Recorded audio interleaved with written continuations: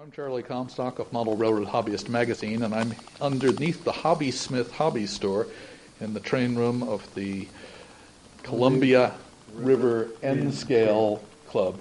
You guys are a modular N-track club, can I get your names? I'm David Waterstreet. I'm Dallas Tyhurst. Well, thank you very much for having me.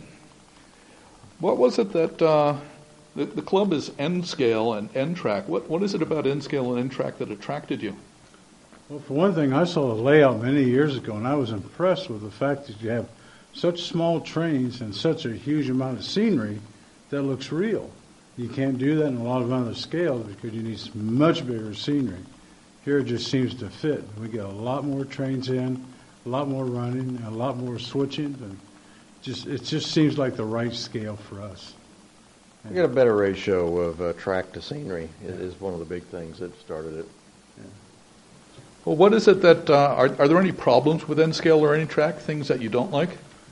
The biggest problem a lot of folks talk about is simply the size of it, and particularly with a lot of the modelers who are older modelers, and our fat arthritic fingers gets harder and harder to handle the real small trains. But with a little bit of finesse, you can work through that, and it's just how much attention you want to pay to detail in the small scale.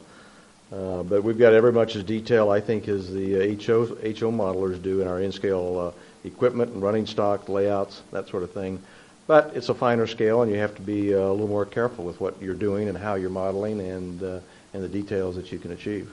And then the model railroad manufacturers have come a long way in the last 15 years. There's an N-scale revolution going on. Yeah, there you can is. start Really to see is. a lot more stuff coming out to help us. And they're actually kind of jumping on the bandwagon a little bit. It makes it nice for us because N-scale was kind of like a stepchild for a long time. HO had everything. Now it's starting to pick up. It makes our job a lot easier. What sets you guys apart with your N-track modules from other N-track clubs? Probably the biggest thing is where we are. You know, we're in the gorgeous Columbia Gorge here in Oregon, and we've got just absolutely tremendous prototypical scenery to model, which is what the name of the club, goes after, is the Columbia Gorge here in Oregon, and we certainly have got a lot of just beautiful natural scenery to model and emulate, which is what we've tried to do here on our modules. And as Dallas was saying, people that know the area and have traveled the gorge will recognize scenes that we've captured here on the layout. Now that you've got all these modules put together, is there anything that you've learned that you would have done things differently when you were doing the building?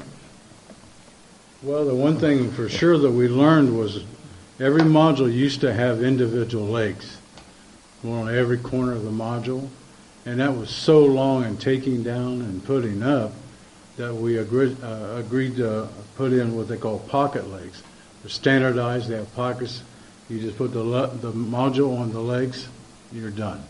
Is there anything special you're doing in module construction for rigidity and lightweight, or anything that isn't standard for that? Well, we kind of continue to use foam core board, whatever it takes to make it real light. Foam core board? Sure, wherever we need it.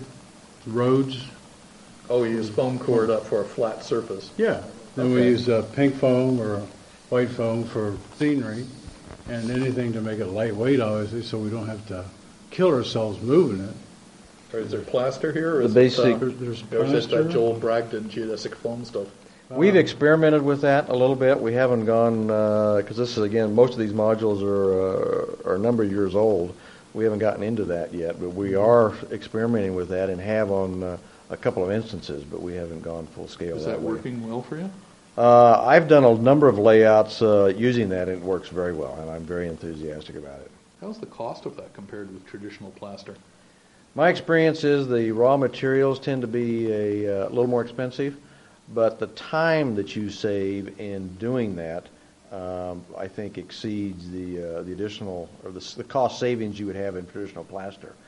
Plus, it's flexibility. It's flexibility that you can take the molds when the rocks or the cast hard shell that you use as a foundation comes out of the mold.